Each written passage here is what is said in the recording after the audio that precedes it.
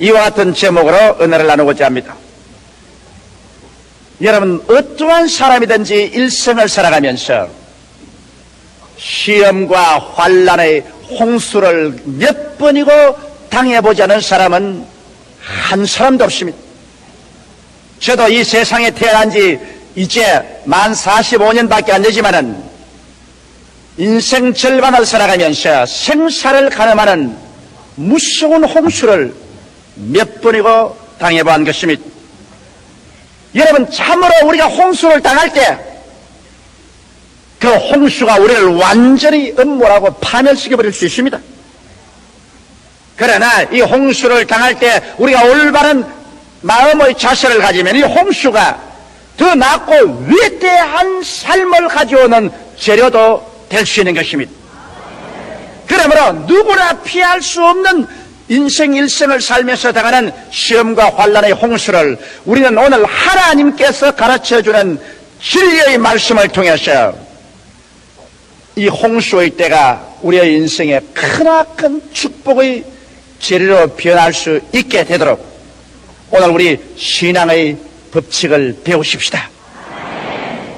그럼 어떻게 해서 우리는 운명을 변화시키는 그러한 삶의 태도를 가지고 홍수를 대할 수 있을까요? 첫째로 오늘 시편에 있는 이 말씀 가운데 홍수 때 여호와께서 홍수 위에 자정하시며 여호와께서 왕으로 자정하시도다. 이 말씀 속에는 이미 심장한 하나님의 가르침이 있는 것입니다. 여호와께서 홍수 위에 자정하시며, 이 말씀은 하나님께서 어떻게 홍수가 우리에게 다가와도 그 홍수 위에 하나님이 앉아서 홍수를 다스린다는 것입니다. 하나님의 허락 없이 주를 사랑하는 여러분에게 홍수가 다가올 수 없습니다. 성경은 말하기를 너희 머리털 하나라도 하나님께서 세심받았다고 말했고 참새 한 마리라도 하나님 허락 없이는 땅에 떨어지지 않는다고 말씀하는 것입니다. 그러므로 우리에게 다가오는 시험과 환난의 홍수 위에 여호와께서 자정하고 있기 때문에 하나님 아버지의 허락 없이 어떠한 시험과 환난도 우리의 생애 속에 다가올 수 없다는 것을 우리가 알아야 되는 것입니다. 이러므로 주님께서 홍수를 우리에게 보내실 때는 이유가 있습니다. 여러분, 진실로 홍수가 얼마나 무서운지 압니까? 사람들은 불이 무섭냐 홍수가 무섭냐라면 어떠한 사람들은 불이 무섭다고 하는 사람이 있습니다. 그러나 그것은 잘못된 생각입니다. 불은 불타고 나면은 불탄 숟가락이라도 하나 남습니다. 그러나 홍수가 휘몰아쳐 가버린 데는 주춧돌 하나도 남지 않고 숟갈 하나도 남지 않습니다. 그냥 하나도 없이 다 휘몰아쳐 가버리고 마는 것입니다. 이와 같은 홍수가, 시험과 환난이 우리에게 따라와서 휩쓸어가는 이유는 어딘지 압니까? 이것은 우리의 생활에 우리가 혹은 지위나 명예나 권세나 청춘이나 세상 쾌락이나 부귀영화나 이런 것을 지어놓고 그곳에 정을 들여가지고서 그것을 위해서 살려고 할 때 하나님께서는 이와 같은 것이 순식간에 사라지고 말 것을 아시기 때문에 주님이 부르시고 택한 백성은 그 속에 영원한 집을 짓고 살겠다고 앉지 못하게 하기 위해서 시험과 환난의 홍수를 보내서 이것을 거두어 가버리고 말한 것입니다. 너희 모든 인생은 무엇이냐? 잠시 다 사라지는 악년이라. 모든 인생은 풀과 같고 그 영화는 풀의 꽃과 같아. 풀은 시들고 꽃은 떨어지나 여호와의 말씀은 세세토록 있도다. 여러분, 장차 다가올 그 영광은 오늘 세상에 어떤 부귀영화라도 좋게 비교할 수 없는데 그 영광을 중심으로 살지 않고 세상의 부귀영화 공명을 중심으로 살고 있는 하나님의 택한 백성이시면 하나님께서 그 사람의 잘못된 신앙을 고쳐주기 위해서 시험과 환난의 홍수를 보내서 이 모든 것을 확 쓸어가버리고 마는 것입니다. 하나도 없이 다 쓸어가고 빈손 들게 되면 우리가 누구를 찾습니까? 그 위에 앉아서 하나님을 찾게 되는 것입니다. 이 세상에 이지한 것 다 사라지고 이 세상에 내가 귀하게 여기게 된 것 다 빼앗길 때 그때 내게 오직 남는 한 분 하나님밖에 없습니다. 그래서 그때 가서야 사람들은 그 죄를 회개하고 불신앙, 불순종, 하나님 중심으로 살지 못한 것을 자복하고 주님께 돌아오게 되는 것입니다. 아마 오늘 여기 앉은 여러분, 제가 한 사람 한 사람 개인 사정은 모르겠거니와, 그러나 이 자리에 앉아서 여러분께서 예배 보는 사람 중에 크고 작은 홍수가 여러분의 생에 인간으로 의지하는 것 쓸어가고 난 다음에 그때야 깨닫고 하나님밖에 없다고 생각하고 주께 회개하고 나온 사람이 대다수일 것으로 나는 알고 있습니다. 이렇기 때문에 홍수는 우리의 생활에 필요합니다. 홍수가 와서 우리를 휩쓸어 가지 아니하면 우리는 언제나 썩어질 것, 육신의 정욕과 안목의 정욕과 이 세상 자랑에 취하여서 정신 차리지 못하다가 주께서 오시는 그날에 심판받아 영원한 지옥으로 떨어져버리고 말 것인 것입니다. 이러므로 정신을 차리게 하시려고 주님께서 홍수를 보내서 우리 환경 정리를 할 때가 대단히 많습니다. 그뿐 아니라 여러분, 여호와께서 홍수 때 홍수 위에 자정하셨다는 것은 참 재미있는 표현입니다. 왜냐하면 홍수라는 것은 가만히 고여있는 물이 아닙니다. 호수의 물은 가만히 고여 있습니다. 우물물도 가만히 고여 있습니다. 그러나 홍수는 우렁차게 무서운 속도로 흘러갑니다. 여호와께서 홍수 위에 앉아 있으면 홍수가 무서운 속도로 흘러가기 때문에 하나님도 그 홍수를 타고 같이 올 수밖에 없습니다. 그래서 홍수는 다른 것이 아니라 여호와께서 타고 오는 수레가 되시는 것입니다. 여호와께서 홍수 위에 앉으시면 홍수는 무서운 소리를 내면서 여호와를 위해 모시고 그대로 수레바퀴가 되어서 우리에게 줄다름질 쳐오는 것입니다. 오늘날 하나님께서 여러분 등 따쓰고 배부를 때는 여러분께 아무리 와서 문을 두들겨도 여러분이 문을 안 열어줍니다. 주 예수 대문 밖에 기다렸었으나 단단히 잠가두니 못 들어오시냐. 그러나 홍수가 내리다가 와서 막 기막히게 모든 것을 쓸어가면서 오면 그때 여러분 누구를 불구하고 홍수를 수레 삼고 찾아오는 하나님을 부르짖게 되는 것입니다. 이러므로 여러분 반드시 홍수의 체험이 여러분과 나에게 불행이 아닙니다. 홍수의 체험을 통해서 여호와 하나님께서 그것을 수레 삼고 우리에게 찾아와서 그래서 우리는 이 세상의 부귀영화 공명으로 바꿀 수 없는 위대한 하나님과의 만남을 얻을 수 있기 때문에 홍수라는 것은 지나가 보면 우리 생활에 크나큰 축복이 될 수 있습니다. 나는 27년 전에 폐병의 홍수가 내게 다가온 것을 지금 돌아볼 때 얼마나 큰 축복인지 모르겠습니다. 그때는 내가 폐병으로 쓰러지고 피를 토하고 고통과 괴로움 가운데 있을 때 세상에 나가 하나님이 나를 이렇게 할 수가 있느냐. 내게는 모든 것이 절망이고 슬픔밖에 없다. 나는 이제 모든 것이 끝장났다고 탄식했지만은 그러나 이제 내가 27년 후에 돌이켜볼 때 그때 그 폐병의 홍수를 수레 삼고 우리 하나님이 타고 나의 생애 속에 들어오신 것입니다. 그래서 그 홍수 때문에 나는 회개하고 예수 믿게 되고 그 홍수 덕분에 나는 목사 되고 그 홍수 덕분에 오늘날 천당하게 되시니 얼마나 고맙습니다. 나는 우리 최하실 목사님 볼 때도 그런 걸 느낍니다. 우리 최하실 목사님은 원래 본 성격이 굉장히 활동적인 여성입니다. 그래서 옛날부터 사업을 많이 했습니다. 성냥 회사로 세워서 성냥 공장 사장도 하고 또 여자로서 배를 사가지고서 원양 어선에 배를 타고 총치 위에 나가서 고기를 잡기도 하고 뭐 안 한 일이 없습니다. 그 다음에는 방직 공장의 셔틀 만드는 회사 사장도 하고 그래서 세상 재미에 취해서 정신없이 돈벌이 할 때 주님께서 우리 최 목사님에게 홍수를 보낸 것입니다. 그 홍수는 맏딸이 뇌염으로 세상을 뜨게 됐습니다. 맏딸이 죽고 난 다음 한 달 만에 어머니가 또 세상을 떴습니다. 어머니가 세상을 뜨고 난 다음에 사업이 부도가 났습니다.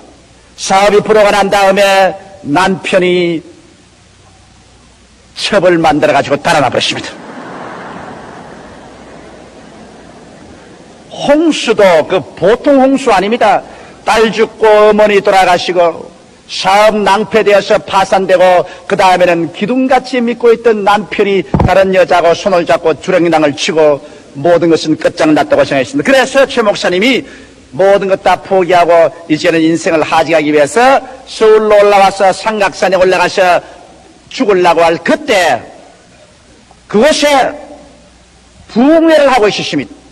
그 부흥회 참식했다가 하나님을 만나고 완전히 변화되어서 그 길로 신학교에 들어와서 오늘 세계적인 훌륭한 주의 여종이 되어버리고 말한 것입니다. 최가실 목사님에게는 만일 그 홍수가 다가오지 않았더라면 그는 홍수를 술에 삼고 다가오는 예수님을 결코 만나지 못했을 것입니다. 그러나 그때는 그것이 절망으로 보였지만은 세월이 지나고 난 다음 돌이켜볼 때 그 홍수야말로 오늘날 최가실 목사가 있도록 만들어준 크나큰 축복이 되어버리고 말한 것입니다. 이러므로 사랑하는 성도 여러분, 여러분에게 크고 작은 홍수가 다가오는 것을 여러분께서 역겹게 생각하지 마십시오. 예수를 믿지 않은 사람에게는 홍수를 당해서 파멸할지 모르겠지만 하나님께서 여러분을 사랑하시고 구원한 여러분에게는 하나님께서 다 알고 하나님께서 여러분과 나에게 끝장으로 축복을 주기 위해서 여러분과 나에게 홍수를 허락해 주신 것입니다. 이래서 홍수는 우렁창 소리를 가지고 지금이라도 모든 것을 파괴해서 다 씻어 가버릴 그러한 맹렬한 기세로 여러분 다가올 때 홍수만 바라보고 두려워하지 마십시오. 홍수를 바라보지 말고 그 홍수 위에 타고 오시는 여호와를 바라보게 되시기를 주님 이름으로 축원합니다. 주님은 오늘 또 하늘의 권세와 땅의 권세를 가지고 있습니다. 죽은 자를 살리시고 없는 것을 있게 하시는 하나님이신 것입니다. 이 하나님은 여러분을 사랑하십니다. 하나님이 사람이 감당치 못할 시험당함을 허락지 아니하시고 시험당할 즈음에 또한 피할 길을 내서 너희로 너희 감당케 하신다고 했기 때문에 여러분 홍수를 만나셨을 때 여러분은 하나님 그 발 앞에 엎드려서 인생의 순서를 정리하십시오. 내가 하나님보다 나를 더 사랑했느냐, 하나님보다 남편을, 아내를, 자식을, 세상 쾌락을 더 사랑했느냐. 그렇다면 이것은 다 홍수에 떠내가야 된다는 것입니다. 그래서 홍수가 올 때 하나님 앞에 엎드려서 그 나라와 그 의를 먼저 구하는 이러한 생활의 순서를 정하고 그 다음 홍수가 올 때 홍수를 타고 오는 하나님 앞에 엎드려서 하나님을 만나고 하나님을 여러분 생애 속에 모셔드릴 때 하나님은 여러분의 인생을 새로운 방향으로 이끌어 주시기 하는 것입니다. 상상할 수 없는 하나님이 자기를 사랑하는 자를 위해서 예비해온 모든 것은 눈으로 보지 못하고 귀로도 듣지 못하고 마음으로도 깨닫지 못했다는 것 같으니라. 그러나 성령으로 이것을 보이시느니라고 했는데 홍수 때 우리가 기도함으로 말미암아 성령의 인도를 받아서 하나님이 예비한 세계로 인도함을 받을 수가 있는 것입니다. 둘째로 성경이 말하기를 여호와께서 왕으로 좌정하셨다고 했습니다. 여러분 홍수 위에 여호와께서는 떠내려온 것이 아니라 왕으로 좌정했다는 것입니다. 왕이라는 것은 여러분 다스리는 분이 왕이지 왕은 지배를 받지 않습니다. 여호와께서 홍수 위에 앉아계시다는 것은 여호와께서 홍수를 다스리는 왕이신 것입니다. 이러므로 여러분 여호와를 우리가 올바르게 알면 우리가 두려워할 필요 없는 것은 여호와는 좋은 평화할 때만 왕이 아니라 천지가 뒤엎어지는 홍수가 다가올 때도 홍수 위에 왕으로 앉으신다. 이러므로 여호와께서는 홍수도 정부하고 다스린다는 것입니다. 여러분의 생활 속에 또한 시험과 환란이 다가와도 하나님은 그것을 능히 다스리고도 남음이 있는 왕이 되시는 것을 알아야 되는 것입니다. 하나님께서는 인생사에 다가오는 어떠한 시험과 환란도 능히 지배하고 다스리는 왕으로서 좌정하고 계신 것입니다. 그러므로 여러분 우리가 하나님 없이 괜히 인간의 오기로서 우리가 모든 인생의 짐을 걸머쥐고 가려고 하다가 지치고 피곤해서 쓰러질 때 우리가 할 수 있는 가장 좋은 길은 우리의 왕 대신 주 예수 앞에 나와서 그 짐 다 내려놓고 주님께 항복하면 우리가 다스리지 못하는 모든 사건을 주님께서 다스려 주시는 것입니다. 이렇기 때문에 주님께서 수고하고 무거운 짐진 자들아 다 내게로 오라. 내가 너희를 쉬게 하려고 하신 이유가 거기에 있는 것입니다. 주께서 실력도 없으면서 쉬게 하겠다고 하십니까? 주님께서는 능히 여러분의 수고하고 무거운 짐을 다스릴 수 있는 왕으로서 홍수 위에 앉아있기 때문에 어떠한 것이라도 주님께 내어놓으면 주님께서 다스려서 우리에게 쉼을 줄 수 있기 때문에 주께서 우리를 주님 앞으로 청하시는 것입니다. 여러분, 예수님께서 풍랑을 잠잠케 하신 사건은 우리가 너무나 잘 알고 있습니다. 한번은 예수께서 광야에서 떡 5덩어리와 물고기 2마리로 5,000명을 모이고 12바구니 남게 하시고 난 다음에 제자들을 앞서서 배 타고 건너가게 하시고 난 다음 주님 산에 올라가서 기도하시다가 밤 4경에 보니까 제자들이 바다 한가운데 배가 떴는데 거기에 타고 아무리 저어도 바람이 거슬러 오므로 고생하고 괴로워하면서 전진하지 못하고 고통 속에 있습니다. 칠흑같이 어두운 밤에 바람은 불고 파도는 치고 배는 방향을 잃고 제자들은 고통 가운데 있습니다. 그때 예수님께서 기도한 저수에서 내려오셔서 주님은 바다 위로 걸어서 제자들이 있는 곳에 오게 된 것입니다. 주님은 바다와 파도와 홍수를 다스리는 왕입니다. 주님께서는 그 위에 쩌벅쩌벅 걸어서 오셨습니다. 제자들은 예수님이 바다 위에 걸어오는 것을 보고 밤중에 귀신이라고 유령이라고 고함쳤지만 예수님께서 성경에 보니 그 배에 올라타시자마자 배는 즉시로 해변가에 도착했다고 말씀하는 것입니다. 오늘 인생 파도에 우리가 번민을 하고 고통을 당하고 괴로워하고 우리가 인간의 수단과 방법으로 아무리 노를 저어도 배는 앞으로 전진하지 않고 그래서 가정의 배, 사업의 배, 생활의 배가 방향을 잃고 파탄증에 이르렀을 때 이 홍수를 주장하는 왕 되신 예수님을 여러분 가운데 모셔들어서 모든 일이 안 될 때는 부흥회를 하게 되기를 주의 이름으로 축원합니다. 가정의 모든 일이 안 될 때는 가정에서 부흥회 여십시오. 사업이 안 될 때는 사업장에서 그만 예수님 모셔놓고 부흥회 여십시오. 예수께서 여러분 홍수를 밟고 와서 여러분 배에 올라타면 배는 즉시로 육지에 닿고 마는 것입니다.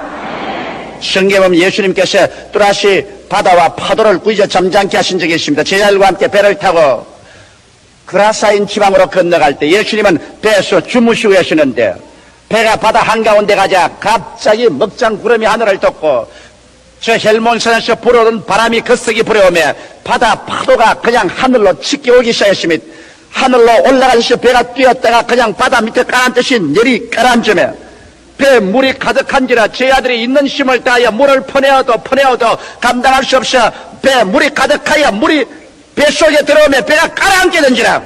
그때야 제자들이 예수께서 왕 되신 예수께서 배에 계신 것을 알고 제자들을 깨워야 되겠습니다. 주여 주여 우리가 죽게 된 것을 돌아보지 아니하시나이까. 그때 예수님께서 잠에서 깨어 일어나셔 배에서 바다와 바람을 꾸짖으신즉 즉시로 잠잠해져 버리고 마는 것입니다. 다시 한번 예수님께서는 홍수 위에 왕으로 좌정하셔서 홍수를 주님께서 마음대로 다스린 것을 보여주신 것입니다. 오늘날도 우리 주님께서는 여러분과 나의 환경에 어떠한 거센 파도가 불어온다 할지라도 우리가 진실로 믿음으로 예수님을 깨워서 주님을 섬기고 모시면 주께서 우리의 환경의 바람과 바다를 잠잠하게 할 수 있는 능력을 베풀어 주시는 것입니다. 셋째로 이 성경 말씀에는 여호와께서 자기 백성에게 힘을 주심이라고 말하셨습니다.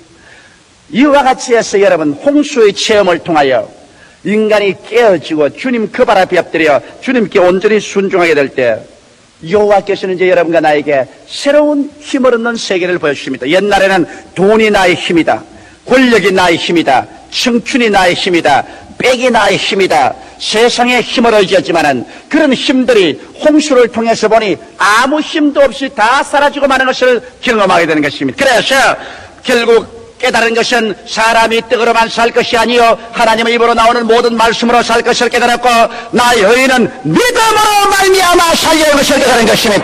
이래서 주를 믿는 백성이 한 새로운 세계를 발견하게 됩니다. 믿음의 세계, 말씀의 세계, 성령의 능력의 세계를 발견하게 되고 그래서 주의 백성들은 이제는 하나님을 그의 삶의 전적인 자원으로 삼게 되는 것입니다. 하나님을 나의 돈이요, 나의 집이요, 나의 명예요, 나의 권세요, 나의 청춘이요, 하나님을 모든 것 중에 모든 것으로 나의 삶의 근원적인 자원으로 삼게 될 때 하나님께서는 믿음과 말씀과 성령을 통하여 우리가 전에 상상할 수 없는 영적인 힘, 육신적인 힘, 생활의 힘을 주시기 시작하는 것입니다. 성령으로 말미암아 의와 희락과 기쁨을 마음속에 주시고 믿음과 소망과 사랑을 주시고 또 우리에게 건강을 주시고 또 재물을 얻을 힘을 주시고 그렇게 해서 우리의 생활이 영혼이 잘됨같이 범사의 잘됨에 간결하고 생명을 얻되 넘치게 하도록 주께서 만들어 주시는 것입니다.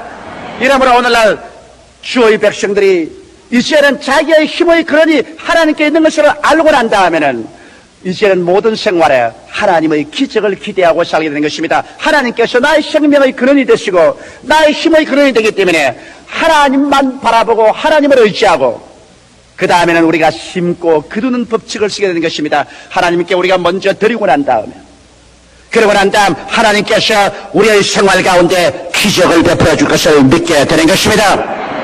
예수님께서 모든 기적의 근원이시지만은 떡 5덩어리와 물고기 2마리를 먼저 예수님의 손에 심어 놓아요. 그 다음 그 결과로 위대한 기적이 나타나셔 5,000명 남자를 먹이고도 12방울이 남게 한 것입니다. 이것이 오늘날 여러분 하나님께서 주의 백성들에게 주는 새로운 축복의 법칙이요 새로운 힘의 법칙인 것입니다. 여러분 학교에 가서 수학을 공부한 사람은 곱셈을 알지요. 100 곱하기 0은 무엇입니까? 예? 0이지요. 1000 곱하기 0은 무엇입니까? 0이지요. 그럼 100만 곱하기 0은 뭡니까? 0이지요. 하나님의 능력이 1000이고 만이고 100만이 되어도 여러분이 기도할 때 0으로 곱해놓으면 아무리 해도 0으로 나옵니다. 심고 거두는 법칙이 그것인 것입니다. 하나님이 전능해도 거기에다 0을 곱해놓고 난 다음 주여 주시옵소서 믿습니다. 1에 곱하기 0 주시옵소서. 그럼 하나님이 오냐 여기 있다 받아라 제 공이다. 그건 뭐 100을 곱해도 0을 곱하면 0이고 1000을 곱해도 0을 곱하면 0이고 1억에다가 0을 곱해도 역시 0으로 나옵니다. 이러기 때문에 심고 거두는 법칙을 알아야 됩니다. 하나님의 능력이 전지전능해도 우리가 아무것도 안 심어놓으면 0으로 나오는 것입니다. 여러분 문전옥답을 가지고 있어도 문전옥답에 씨앗을 뿌려놓지 않고 난 다음에 여러분 믿습니다. 오곡백과가 무르익을 줄 믿습니다. 하나님께 내려보고 잘 믿었다 공이다. 가을에 거둘 것이 하나도 없는 것입니다. 여러분 우리 가장 중요한 것은 왜 하나님이 전지전능하신데 내게는 응답을 안 주십니까? 내게는 힘을 안 주십니까? 그런 말을 하지 말입니다. 하나님이 전지전능하시지만 거기에다가 여러분이 꼽혀야 되는 것입니다. 공을 꼽아지 말고 하나라도 꼽혀야 되는 것입니다. 그러므로 성경에 주라! 그래하면 돌려줄 것이니 곧 후에 되어 눌러 흔들어 넘치게 쌓게 주라고 말하는 것입니다. 이는 우리가 기도할 때 몸을 드려야 되고 시간 드려야 되고 물질을 드려야 되고 그래서 하나님께 무엇을 내놓아요. 하나님의 능력에 곱하기를 하면은 그것이 30배, 60배, 100배로 되어서 나오게 되는 것입니다. 여러분 전능하신 하나님이 우리의 힘의 근원이 되고 하나님이 우리에게 힘을 주시기를 원하고 있기 때문에 그것에 여러분이 있는 것을 내놓아서 곱하고 난 다음에 기적이 일어날 것을 기대하십시오. 반드시 하나님은 위대한 열매를 맺어서 여러분에게 주수하게 해서 주의 백성들에게 힘을 주시게 되는 것입니다. 할렐루야. 넷째, 이 성경을 말하기를 여호와께서 자기 백성에게 힘을 주시며 여호와께서 평강을 주시려다가 말한 것입니다. 하나님이 전국적으로 여러분 우리에게 주시기를 원하는 것은 마음의 평강입니다. 예수님은 평화의 왕이십니다. 예수님이 계신 곳에는 어떠한 환난도 있을 수가 없습니다. 하나님이 결국 우리에게 원하는 것은 금세 내 마음속의 평화, 우리 가정의 평화, 우리의 생활의 평화, 그러고 난 다음 전국적으로 죽음을 격파하고 영원한 천국의 평화를 우리에게 주시기를 원하시는 것입니다. 이 세상에 여러분 축복 중에 가장 큰 축복이 뭔지 압니까? 마음의 평안인 것입니다. 아무리 부귀영화 공명이 많아도 잠자리에 들어갈 때 마음의 불안과 초조로 발을 움츠리고 여러분 자보십시오. 그 사람의 행복은 없는 것입니다.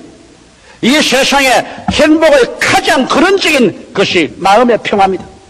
빚을 태산같이 걸머쥐고 평안이 없으면 그 얼마나 불행한 사람입니까? 재산을 태산처럼 쌓아놓고 난 다음에도 마음에 평화가 없으면 그것이 무슨 소용이 있습니까? 오늘날 행복의 가장 기반, 내가 보리밭 산나물을 먹어도 마음에 평안하고, 내가 가만히 떼기를 갈고 자도 마음이 편안해야 됩니다. 편안하면 그 사람 속에 그 평안을 통해서 행복이 다가옵니다. 그런데 이 평안은 돈을 주고도 살 수 없습니다. 인간의 학문이나 인간의 수양과 노력으로도 살 수 없습니다. 이 평화는 평화의 왕 예수께서 오셔서 여러분을 점령하게 되면 동남풍이 불고 서북풍이 불어도 여러분은 평안한 것입니다. 할렐루야! 이러므로 성경은 말하기를 여호와께서 자기 백성에게 평강을 주시며 평강의 복을 주시려다. 이래서 죄를 용서하고 병을 치료하시며 마귀를 내어 쫓고 절망을 소망으로 변화시키는 하나님께서는 여러분과 내 마음속에 금세 평안을 주시고, 그리고 또 내세 영원한 천국에 평안을 주셔서 진실로 여러분과 내게 선을 베풀기를 원하시는 것입니다. 오늘날 폭풍우를 안 만날 사람 누가 있습니까? 홍수를 안 만날 사람 누가 있습니까? 그러나 하나님을 올바르게 알고 올바른 신앙의 태도를 가지고 홍수를 만나면 홍수는 종국적으로 하나님 손에서 여러분이 도저히 상상할 수 없는 큰 축복이 되어서 돌아오게 되는 것입니다. 이러므로 좋은 것은 좋아서 좋고 좋지 않은 것은 하나님께서 좋게 만들어줄 것이니 좋은 것입니다. 이래서 우리는 항상 기뻐하라, 쉬지 말고 기도하라, 범사에 감사하라. 기뻐하고 기도하고 감사하는 생활을 살면서 날이 맑을 때도 비바람이 불 때도 잠잠할 때도 홍수 때도 우리는 믿음, 소망, 사랑을 가지고 앞으로 승리적인 전진의 삶을 살아갈 수 있는 것입니다. 다 같이 고개시켜 기도드리겠습니다. 살아계신 우리 하나님 아버지, 여기 고개를 숙인 주의 백성들은 한두 번 이상 모두 다 홍수를 통해서 온 사람들입니다. 홍수를 통함으로 말미암아 깨어지고 하나님 앞에 나오게 되었고, 홍수를 통해서 하나님을 만나게 된 사람들, 아버지 하나님이시여, 예수 그리스도께서 왕으로 들어오자 홍수를 다스리시고 잠잠하게 해주시며 이 홍수를 통해서 하나님을 발견하고 믿고 나오는 사람들에게 힘을 주시고 평강을 주시고, 그래서 오히려 내가 고난당한 것이 내게 유익이라, 내가 고난당하지 않을 때는 여호와의 율법을 지키지 아니하는데 고난당한 이후로는 하나님의 법을 지킨다고 말한 시편 기자처럼 고난이 우리로 하나님 백성이 되게 하고 참되고 신실한 신앙인이 되게 만들어 주신 것을 감사하옵나이다. 오 하나님 아버지, 그렇기 때문에 우리 주 예수 안에 있으면 하나님을 사랑하는 자, 곧 그 뜻대로 부르심을 입은 자들에게는 모든 것이 합력하여 선을 이루게 됨을 감사하옵나이다. 여호와 하나님이여 영광 받아 주시옵소서. 오늘 이 시간에 주님 앞에 나와서 고개를 숙인 모든 주의 백성들에게 하나님 아버지여, 오늘 이 시편 29편에 기록한 하나님의 말씀대로 하나님의 축복과 영광이 차고 넘치게 임하시게 하여 주시옵소서. 이 자리에 오늘 홍수를 당해서 홍수의 요란스러운 소리 보고 절망한 사람이 있습니까? 홍수 위에 수레로 타고 오는 예수님을 바라보게 하여 주시옵소서. 오히려 기뻐하고 즐거워하게 도와주시옵소서. 오히려 감사하게 도와주시옵소서. 기적이 일어날 것을 믿게 도와주시옵소서. 그 다음 내일이 있을 것을 바라보게 하여 주시옵소서.